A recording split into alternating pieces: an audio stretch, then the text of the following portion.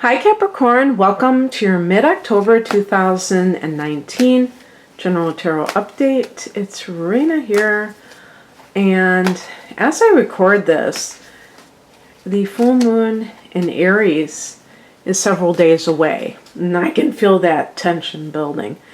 And so for you, being a fellow cardinal sign, you have a square going on with Aries, and this is going to be in your fourth house of home and family, this full moon. So it could have something to do with your mother. It could have something to do, maybe you're selling a home or moving from an environment. This could shed light on your childhood. It could be emotional. So let's see what the cards say, if there's any kind of a domestic situation in them.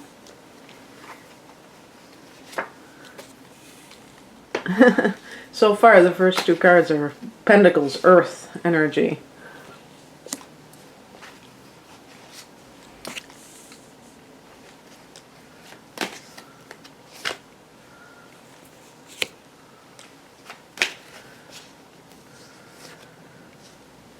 I'm picking an additional card because it's a Four of Cups. Well, hold that thought. Maybe I'll pick another card because the End card, okay, it's not that I'm cheating or anything. It's really because of the placement. Okay, I'm going to wait for this train to go by.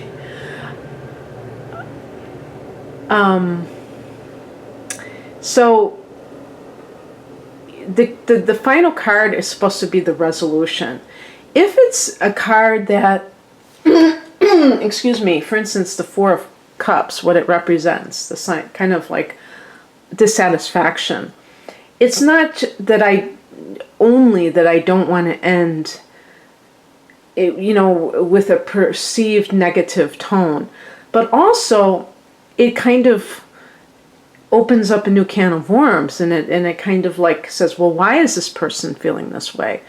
And so I'll get to these cards in a minute, because to tell you the truth, anything has two sides, and even something that is seen in a certain way. Like if you're dissatisfied with a situation, then chances are you're going to try to improve it. So it's not that's really bad to be dissatisfied with something. Dissatisfaction provides you the contrast to what you really want. Sometimes people are trapped in a certain sense of complacency, because it's like it's not bad enough for them to want to change, and yet it's not really that great either. The heart of the matter is the Seven of Pentacles, and Pentacles, as I said earlier, relate to earth signs like you. Also Virgo and Taurus are earth signs. Now earth energy extends, with these pentacles, extends to matters of money, of your job, of your health, and things like that. It's a wait and see approach with the Seven of Pentacles. The person may have put in a certain amount of effort, and now they're waiting to see if that effort is going to pay off in some kind of a way. And that means that you are, gauging the success of something. And that can be very important in terms of deciding whether or not to continue investing your energy into it. And that is something that, so it makes me almost think sometimes of somebody's personal business. And I was just noting in another video that the conventional wisdom is that, I don't know, it seems like an outrageous number, but they say 95% of businesses that are launched fail, or something crazy like that. And maybe that's a statistic in America, I'm not sure. But I don't know if that's true. It seems like kind of exaggerated, but even if it is true, the point is that it might be that the person gives up too soon, or that they have overestimated things. They've been too grandiose about their ambitions. And so anything less than amazing is considered a failure. So there are a lot of factors that can determine that. But this could be a relationship too. Investing time in a relationship and seeing, is this really a relationship that I can count on for the rest of my life? Actually, speaking of, we're looking at the past position, the Three of Pentacles. And this is a card of co-workers. So maybe you met somebody on the job. This is a foundational type of an energy. So it's like the Architect's card about, building a future with somebody. And the first step is getting to know them, going out with them, experiencing life with them, and determining whether or not they're the one. I would say out of all the signs, Capricorns are some of the more prudent, cautious, whatever. Not the kind to just jump into relationships and just, move in together after 3 weeks. You're usually you're detached enough to be able to observe what's going on and to see if it's really something that you should do. Now, obviously, I'm generalizing. There might be some exceptions to that rule. There have to be, Not everybody's the same, even people of the same sign. But in general, that is going to be the case, I think, compared to other signs. And so you might be kind of like, what's that thing called? Benefits risk assessment, or risks benefit assessment. That's the kind of thing, the pros and the cons. How much do I gain? How much do I lose by being in this situation? And so investing in your own business, investing in a relationship, or maybe you've started a job recently and you're working with others, you're working well, playing well with others, Three of Pentacles. Now let's look at the higher message. And with the Seven of Pentacles, you may be waiting for that, I don't know if it'd be the raise or the bonus, the, what do they call that? That's like another term for bonus.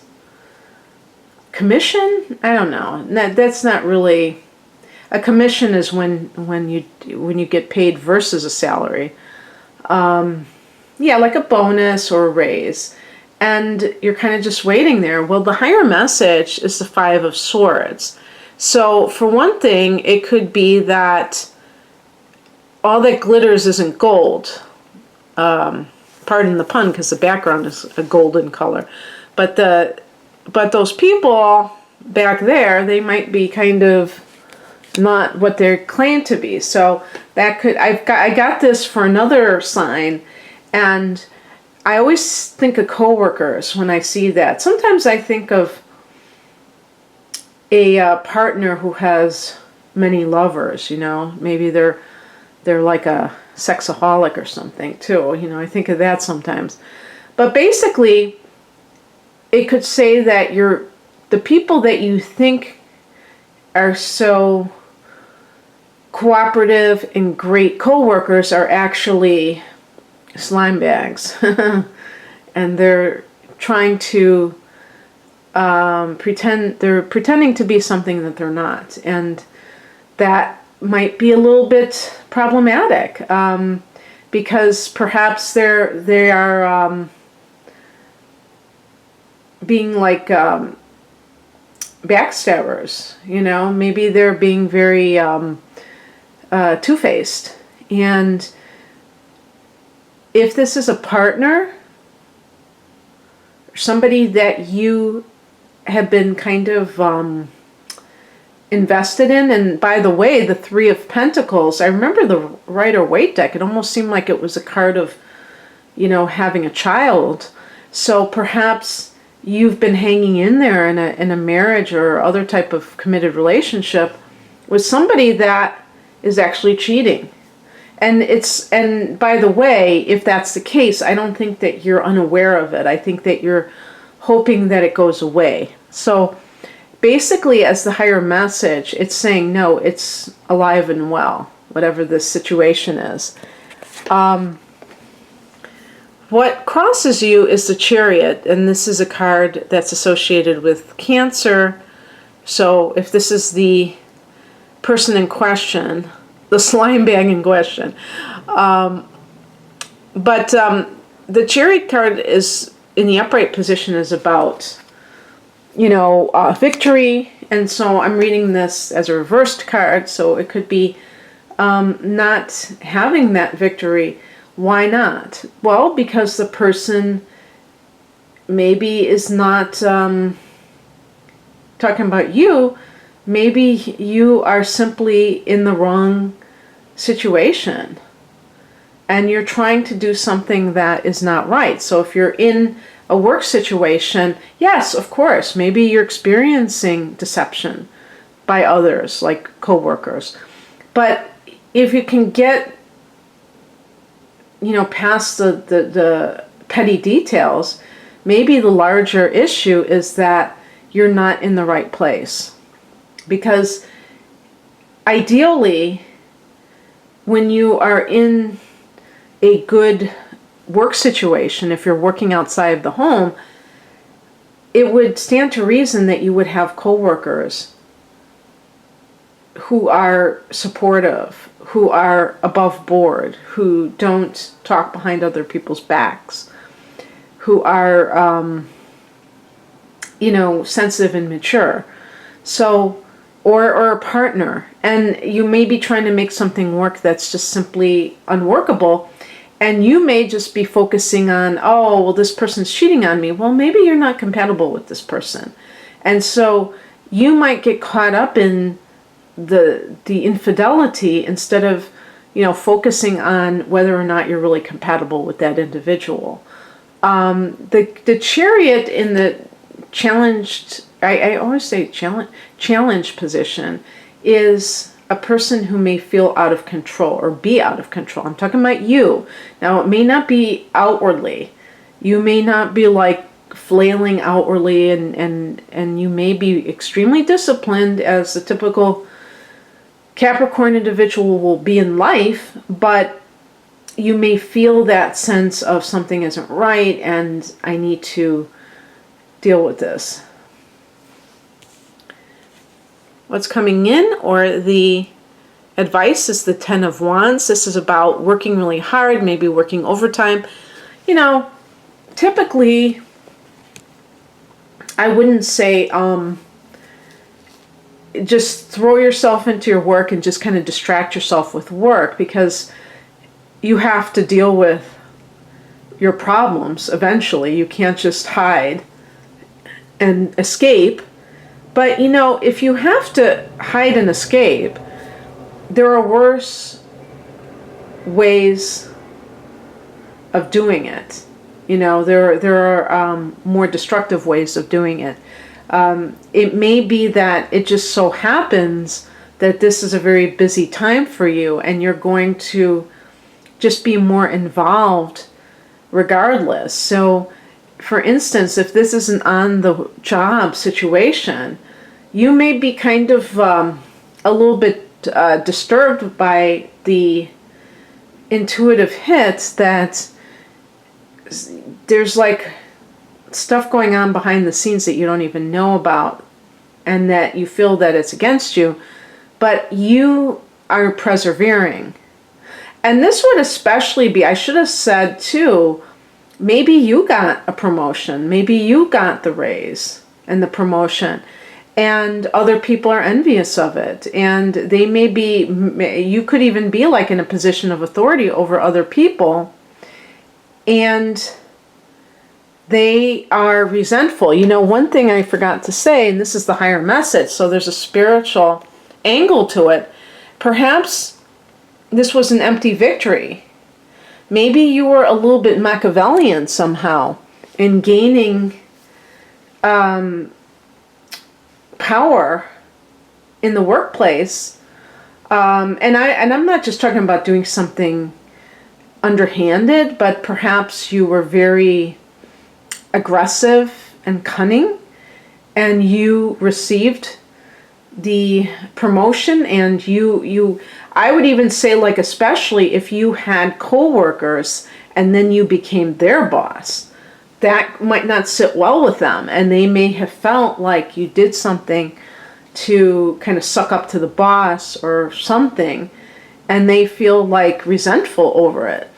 If anything like that is even remotely true, you can change things by your own attitude. So instead of like being dictatorial or just lording it over them, you might ask them their opinion on things and make them feel like they have more of an equal footing, even if they don't. Even if you have a definite hierarchy. There's a definite hierarchy in your workplace. Now, this was the card that I initially picked for the outcome, the Four of Cups. And you can see in the picture that the clouds, which can represent the universe or, some force that may not be specific to an individual, but it can be an individual, and it represents just a general thing that's coming to you. An offer, but it could be, I feel like the clouds really are meant to broaden the offer. So even if it's from an actual person, it's really the universe offering you this. And with cups, we're talking about love. And yet, you may not be receptive to it. You may question it, may be disinterested in it. Why? Because you may feel that it's too little too late. You may not trust the person's offer. So you may have been waiting for somebody to get their act together. Like, let's say you are married and and your partner has been cheating, and you were waiting for them to stop, and they are professing their love for you, and now you have lost your love for them.